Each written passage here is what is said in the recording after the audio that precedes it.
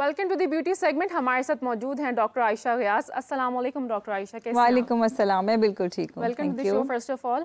और डॉक्टर आयशा, जैसे हम बात करें एंटी एजिंग के हवाले से, मतलब ख़वातीन को बहुत शौक होता है कि वो 60 साल की उम्र में भी 30 की लगें। तो एंटी एजिंग क्या है, मतलब किस तरह से प्रोसेस स्टार्ट होता है, किस एज में आपको एंटी एजिंग स्टार्ट हो जाती है? देखिए, एंटी एजिंग का जो प्रोसेस है बेसिकली बुढ़ापे का, वो तो स्टार्ट हो जाता है सिंस बर्थ। आप पैदा होते हैं तो ऑब्वियसली आपकी एज में नंबर्स ऐड हो रहे हैं, आप बड़े होने की तरफ जा रहे हैं, but obviously there is a peak of youth. वो जो जवानी की पीक है, उसके बाद हमारा डाउनफॉल शुरू हो जाता है, जिसमें एजिंग के साइंस नज़र आने शुरू हो जाते हैं। तो मेरे हिसाब से अगर देखें तो 25 टू 29 ईयर्स का जो एज है, this is the maximum peak of the youth, आप कह सकते हैं। आफ्टरवर्ड्स जो है वो डाउनफॉल शुरू हो जाता है और एजिंग जो है वो एक्सपीडाइट हो जाती है, तेज़ी से आना शुरू हो जाती है। और यही वो टाइम है जहाँ पे मैक्सिमम इंटरवेंशन आपको फ्रूटफुल रिजल्ट्स देगी। मतलब 29-30 एज तक आपको एंटी एजिंग प्रोसीजर स्टार्ट कर लेने चाहिए। अब ये प्रोसीजर्स की अगर हम पर्टिकुलरली बात करें तो not necessarily procedures, anti ageing products, anti ageing serums, anti ageing lifestyle, आपको कैसे स्ट्रेस से दूर रहना है, नींद कैसे पूरी करनी है, आपको माइंडफुल होना चाहिए कि आपने क्या एंटी एजिंग प्रैक्टिसेस करनी है। क्योंकि आफ्टर 30s जो है ना, फिर वो डाउनफॉल जब बहुत ज़्यादा तेज़ी से शुरू हो जाता है, हमारी डाइट भी वो स्पेसिफिक पैटर्न से नहीं है, मुख्तलिफ चीज़ें आपस में ग्लूड इन है ना, तो अगर सही तरीके से नहीं चल रही हैं तो फिर डेफिनेटली वो प्रोसीजर्स पे ही लैंड अप करना पड़ता है। डेफिनेटली। अच्छा डॉक्टर आयशा, एजिंग के सिम्टम्स क्या होते हैं? मतलब अब आपको कैसे पता चलता है कि you are going towards that particular area और एज? देखें, इसमें ना दो तरह की एजिंग होती है। इसको हम साइंटिफिकली इंट्रिंसिक एंड एक्सट्रिंसिक बोलते हैं कि अंदरूनी तौर पे भी हम एज हो रहे हैं, हमारे सारे ऑर्गन्स जो हैं वो बूढ़े हो रहे हैं। एक्सट्रिंसिक जो एजिंग है वो हमारी स्किन के ऊपर नज़र आती है, हमारे अपने सारी पैरामीटर्स होते हैं इसके। अब जो इनिशियल साइंस अगर आप बोलो तो किसी भी खातून को, मर्द को इनिशियली ये लगता है कि उसका एनर्जी लेवल जो है वो ड्रॉप हो रहा है, उसमें उतनी एनर्जी नहीं है। एंड पर्टिकुलरली जिसके लिए मतलब यूजुअली लोग सुनना चाहते हैं कि फेस के ऊपर क्या नज़र आता है, तो फेस में डलनेस होती है। डलनेस, रिंकल्स आ जाते हैं। हाँ। रिंकल्स तो मे भी थोड़ा लेट आते हैं, पर जो डलनेस होती है ना, दिस इज़ बिकॉज कि लाइट रिफ्लेक्ट बैक नहीं कर रही है, और लाइट तब रिफ्लेक्ट बैक नहीं करती जब सरफेस इरेगुलर हो जाती है। सैगी स्किन भी उसमें आती है? हाँ, सैगी स्किन लेटर ऑन फिर ऐड होती है। तो फर्स्ट ऑफ ऑल तो ये रेडियंस कम हो जाती है, शाइन कम हो जाती है। जिस तरह वो कहते हैं ना कोरियन स्किन है, तो वो कुछ लोग की, हम लोग की नेचुरली भी अच्छे एरिया से हम हैं, साउथ एशिया के लोग, बड़ी अच्छी स्किन हमारी है और हमारी ग्लोई भी होती है, लेकिन आहिस्ता आहिस्ता वो ग्लोइंग कम हो जाती है, रेडियंस कम हो जाती है। Then start the fine lines and wrinkles. और वो जो फाइन लाइंस एंड रिंकल्स हैं, यूजुअली हमें सबसे पहले अंडर आई स्किन पे नजर आते हैं, जो कि थिनेस्ट एरिया है स्किन का ऑन द फेस। वहाँ से जब नज़र आते हैं तो मेरे ख्याल में घंटियाँ बज जानी चाहिए, अलार्म, और आपको स्टार्ट ऑफ कर देना चाहिए with all the anti ageing practices. अगर हम वहाँ पे भी अपने आप को अच्छी वाली चीज़ें नहीं देते, न्यूट्रिशन नहीं देते या प्रोडक्ट्स यूज़ नहीं करते, तो देन वो फाइन लाइंस और रिंकल्स का प्रोसेस पूरे फेस के ऊपर, नेक के ऊपर, हैंड्स के ऊपर शुरू हो जाता है। और एंड में वो आती है सैगी स्किन, यानी एज अ होल पूरा फेस का structure, starting from the skin, उसके नीचे फैट, उसके नीचे मसल, उसके नीचे बोन, सारा यूनिट ड्रॉप डाउन करना शुरू कर देता है ग्रेविटी की वजह से।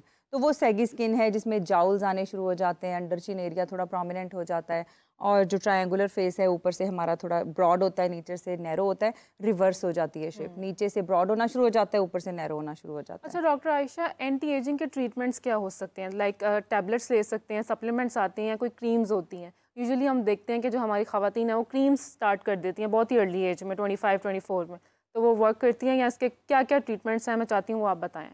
अच्छा, देखिए, जो आपने कहा ना हमारी ख़वातीन क्रीम्स शुरू कर देती हैं, वो बेसिकली एंटी एजिंग क्रीम्स नहीं होती, वो ज़्यादातर वाइटनिंग क्रीम्स के उसमें स्लोगन में आती है ना, तो वो रादर डेट्रीमेंटल हैं, वो नुकसानदेह हैं, और वो आपकी अगर स्किन ने थोड़ा एंटी एजिंग को फाइट भी करना है तो वो नहीं कर पाती, उनके तो मैं सख्त खिलाफ हूँ। हाँ, मैं एक मेडिकल डॉक्टर हूँ, मैं एक डर्मेटोलॉजिस्ट हूँ, तो मैं बात करूँगी एविडेंस बेस्ड प्रैक्टिस की, जो कि साइंटिफिकली प्रूवन है, पब्लिश्ड है, पूरी दुनिया में प्रैक्टिस हो रही है किसी वजह से।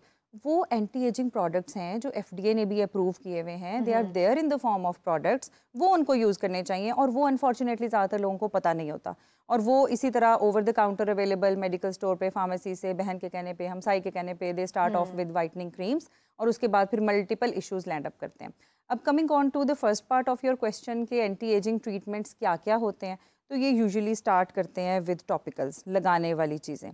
लगाने वाली चीज़ों को अगर हम अर्लियर शुरू कर देते हैं, से फ्रॉम 25 to 30 ईयर्स, तो हमें बहुत अच्छा बेनिफिट आता है। हम एजिंग प्रोसेस को बहुत स्लो डाउन कर सकते हैं। वही जो आपको 5 साल में नजर आना है वो 10 साल में नजर आएगा। Although we can not put a full मतलब हम स्टॉप, एजिंग को रोक नहीं सकते, स्लो कर वी सकते कैन हैं। नेवर हाँ, स्टॉप नहीं कर सकते, but we can slow it procedure हाँ डाउन। स्लो कर सकते हैं। और टॉपिकल्स के बाद फिर इंजेक्टेबल्स का भी रोल है। आजकल तो बहुत लेटेस्ट जो हैं वो एंटी एजिंग इंजेक्शंस हैं, we put them into the skin of the face. Botox हैं, फिलर्स हैं, थ्रेड्स हैं, ये सारे प्रोसीजर्स हैं। आरएफ मतलब एजिंग माइक्रोनीडलिंग को है। तो हमारी बॉलीवुड एक्ट्रेसेस भी नहीं रोक सकी, इतने यस ट्रीटमेंट्स उन्होंने ले लिए कि अब उनकी स्किन मतलब लगती नहीं है कि वो ऐश्वर्या हैं। मतलब ऐश्वर्या की अगर मैं बात करूँ, उन्होंने इतनी मतलब ट्रीटमेंट्स लिए हैं कि मतलब उनका फेस ही थोड़ा सा चेंज हाँ, हो गया लेकिन है। आपने देखे ऐश्वर्या के थोड़े से ओवरडन हैं। We एग्जैक्टली, usually पता put चलता her है। into the example of overdone fillers yes, because the apple of the cheeks are so very prominent. हम लोग dynamically भी पेशेंट को देखते हैं कि वो स्माइल कर रहा है तो उसके फिलर कहाँ जा रहे हैं, स्टैटिक है तो कैसे हैं, but she is a little bit overdone.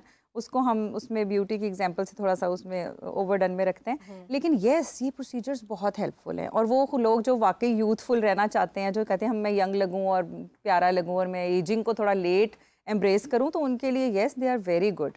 तो मतलब जैसे कि ऐश्वर्या की हमने बात की, सुष्मिता सेन भी हैं, उनके भी आपको ओवरडन लगते हैं?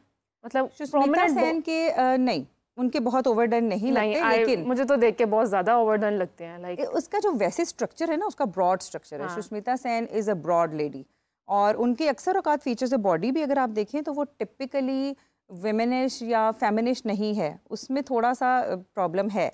तो वो उनके फेस के ऊपर भी obviously now I think she is touching 50s, तो उसके बाद ये चीज़ें तो लगेंगी प्रोमिनेंट थोड़ी तो सी होंगे। Of course. अच्छा डॉक्टर आयशा, स्किन केयर का स्टेप्स क्या होने चाहिए अगर हमें एजिंग रोकनी है, स्लो डाउन करनी है? रोक तो नहीं सकते, स्लो डाउन करनी है, तो क्या हम स्किन केयर में अपनी रूटीन में ऐड कर सकते हैं चीज़ें?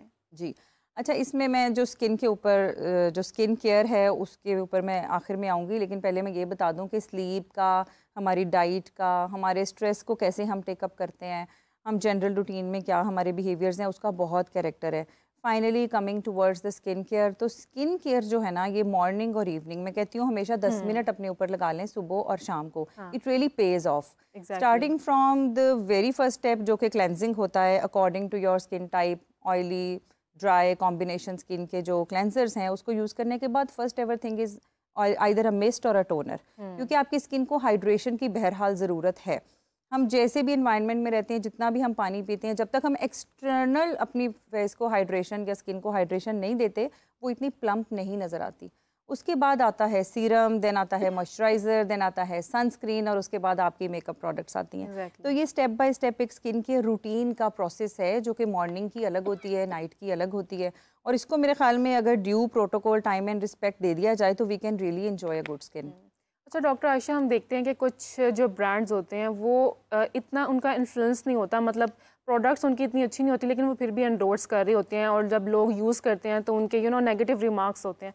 तो ऐसी कौन सी प्रोडक्ट्स हैं जो आप रिकमेंड करना चाहेंगी लोगों को? देखिए, प्रोडक्ट्स तो बहुत सारी रिकमेंडेशन के काबिल हैं। For example as we have here organic innovations का है, मिस्ट है, इसी तरह इनकी फेशियल किट है जिसमें मास्क वगैरह हैं, सीरम्स हैं। तो ये वो चीज़ें हैं जो रिकमेंडेशन के काबिल हैं, बिकॉज ऑर्गेनिक है, मतलब ऑर्गेनिक हैं, इनके जो सोर्सेज हैं वो प्लांट डिराइव्ड हैं, नेचुरल सोर्सेज हैं सारे, they can not be detrimental. Doctor Ayesha, मैं चाहूँगी कि आप कैमरा में ये दिखाएं प्रोडक्ट के, और इसको बताएं कि मिस्ट का पर्पस क्या होता है। जैसे अभी आपने बताया कि मिस्ट है, इसको हम यूज़ कर सकते हैं, इसका पर्पस क्या है? देखिए, जिस तरह की मिस्ट है, या अब मैं आपको ये दिखा रही हूँ कि फेस मास्क है, glowing and anti ageing face mask है, तो इनके पर्पस यूजुअली यही होते हैं। मिस्ट का पर्पस ये होता है कि फर्स्ट लेयर के तौर पे ये आपकी स्किन को हाइड्रेशन देती है, और ये बहुत इंपॉर्टेंट है, और इसके बाद ये एक फाउंडेशन बन जाती है जिसके ऊपर बाकी स्टेप बाय स्टेप आपकी स्किन के रूटीन जो है वो रेस्ट अप करेगी। And this is all botanical, ये वाली जो प्रोडक्ट है। देन अगर इसी के अंदर आप उस पाउडर का, मास्क का जो पेस्ट बना के लगाते हैं, तो दिस इज़ ऑल्सो बोटेनिकल, और ये बड़ा अच्छा रीजुविनेटिंग सा, हाइड्रेटिंग सा एंड एक्सफोलिएटिंग सा आपको इफेक्ट देगा, जैसे यूजुअल मास्क करते हैं।